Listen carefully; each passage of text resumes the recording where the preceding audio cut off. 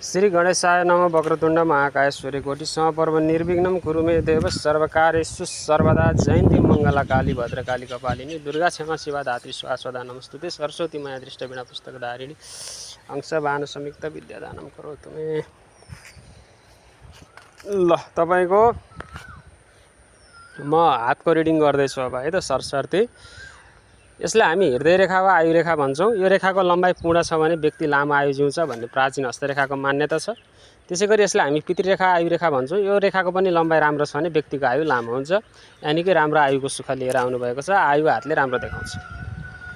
त्यसैगरी यसलाई हामी धन रेखा वा करियर लाइन भन्छौँ। यो रेखा छड्के भएर यतातिर गएको छ भने चाहिँ मान्छे वैदेशिक यात्राबाट धन आर्जन गर्ने, आयात निर्यातको व्यापारबाट धन आर्जन गर्ने, स्त्रीको सहयोगबाट भाग्य उदय हुने हुन्छ, यानि कि मान्छे यसमा लक्की हुन्छ। त्यसैगरी तपाईको चाहिँ यो हृदय रेखा द्विशाखित भएको छ, दुई भागमा बाँडेको छ अथवा तीन भागमा बाँडेको छ भने यसलाई पनि निकै राम्रो मानिन्छ, अस्पिसियस मानिन्छ।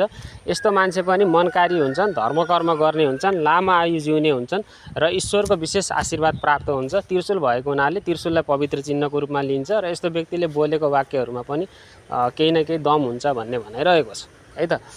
तपाईको मस्तिष्क रेखा र जीवन रेखा बीच ग्याप छ, यानि कि तपाईँ एक्स्ट्रोभर्टेड पर्सनालिटीवाला मान्छे हो भन्ने कुरा यसले बताउँछ।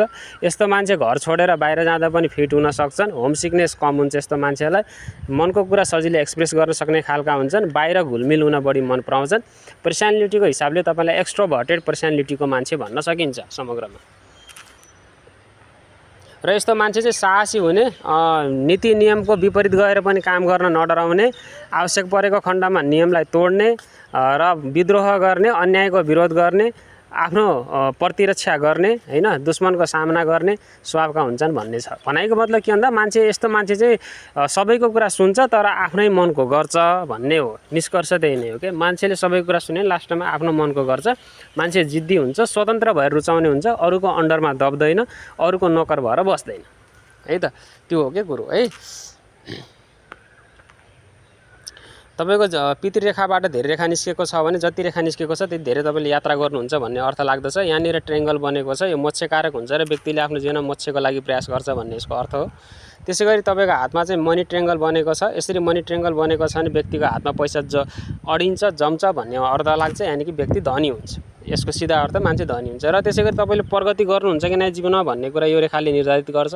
यो रेखा तपाईँको हातमा जति धेरै छ, जीवन रेखाबाट माथि जाने यस्तो रेखाहरू ब्रान्चहरू जति धेरै हुन्छ मान्छे त्यति नै धेरै लक्की हुन्छ। यस्तो मान्छेको कार्यमा प्रमोसन हुने, स्यालेरी वृद्धि हुने, व्यापार गर्यो भने व्यापारमा वृद्धि हुने, आफ्नो उन्नति गर्ने, आफ्नै दमखमले घर घडेरी जग्गा जमिन जोड्ने हुन्छ।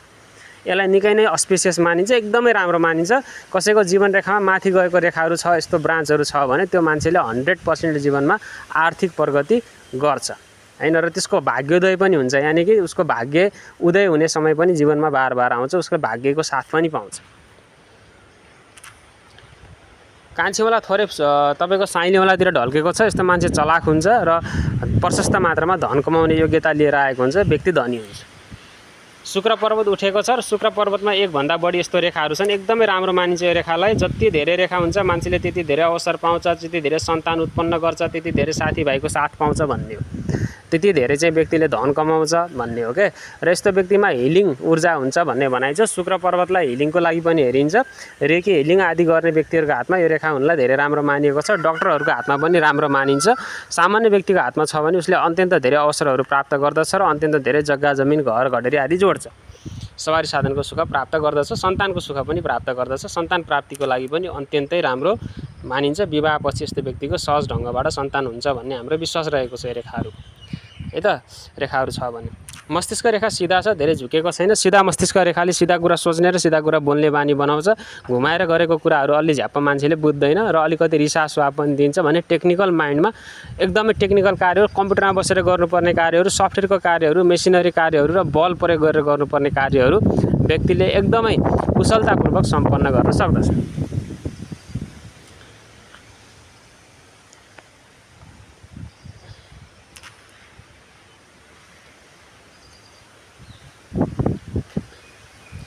तपाईको हातमा मालायोग पनि बनेको छ। यस्तो मालाको जस्तो वा हिराको हारको जस्तो चिन्ह छ भने व्यक्ति भाग्यमानी हुन्छ, उद्यम गर्ने हुन्छ र खूब धन आर्जन गर्छ भन्ने हस्तरेखाको प्रिन्सिपल वा मान्यताहरू रहेको छ।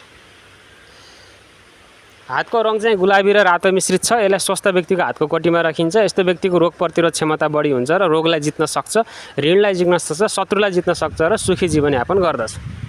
मणिबन्ध रेखा पनि दुईवटा भन्दा बढी दुईटा देखिन्छ। दुईटा मणिबन्ध रेखाले मध्यम आयुलाई सङ्केत गर्छ आयुको हिसाबले, तर तपाईँको हृदय रेखा लामो भएको हुनाले आयु पूर्ण हुन्छ। र तपाईँको चाहिँ दुईटा मणिबन्ध रेखा सिधा सिधा हुनु भनेको चाहिँ आर्थिक स्थिति र भौतिक स्थिति, शारीरिक स्थिति व्यक्तिको जीवनमा समग्रमा स्ट्रङ छ, राम्रो छ भन्ने कुरालाई देखाउँछ।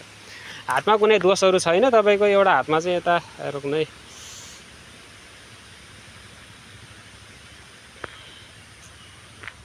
यहाँनिर कोठी छ होइन, चन्द्र पर्वतमा कोठी छ। चन्द्र पर्वतमा कोठी पहिले आएको भने केही असर गर्दैन, तर जतिखेर यो कोठी आउँछ त्यतिखेर आमालाई कष्ट हुन्छ अथवा आफूलाई मानसिक कष्ट हुन्छ भन्ने मान्यताहरू रहेको छ। चन्द्र पर्वतमा कोठी आउनु भनेको चाहिँ पानीबाट खतरा हुन्छ भन्ने कुराको सङ्केत पनि मानिन्छ। त्यति राम्रो चाहिँ मानिँदैन है त, मानसिक दुःख हुनसक्छ भन्ने अर्थ हुन्छ क्या। पछि आएको हो भने, पहिले आएको भने यसको केही पनि असर हुँदैन, कुनै चिन्ता मान्नु पर्दैन। समग्रमा तपाईँको हातमा धन रेखा राम्रो छ, प्रोग्रेस लाइन बनेको छ।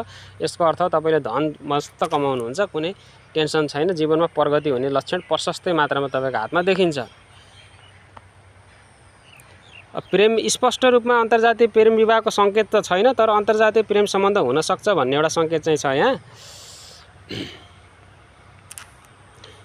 विवाह रेखा त्यति क्लियर आएको छैन फोटोमा, यहाँ छ कि छैन, त्यो क्लियर आएन। तपाईँको मस्तिष्क रेखा दुई भागमा विभाजन भएको छ। यस्तो मान्छे मल्टी ट्यालेन्टेड हुन्छ है त। दुई जिब्रो निस्केछ भने मस्तिष्क रेखामा एकदमै धेरै बौद्धिक क्षमता वा ट्यालेन्ट लिएर जन्मिएको हुन्छ। यसलाई चाहिँ हामी रिङ अफ सोलेमन भन्छौँ। यसले मान्छेलाई अध्यात्मतिर रुचि दिलाउँछ, तर पारिवारिक सुख त्यति राम्रो भएको पाइँदैन, पारिवारिक सुखमा अलि कमी हुन्छ।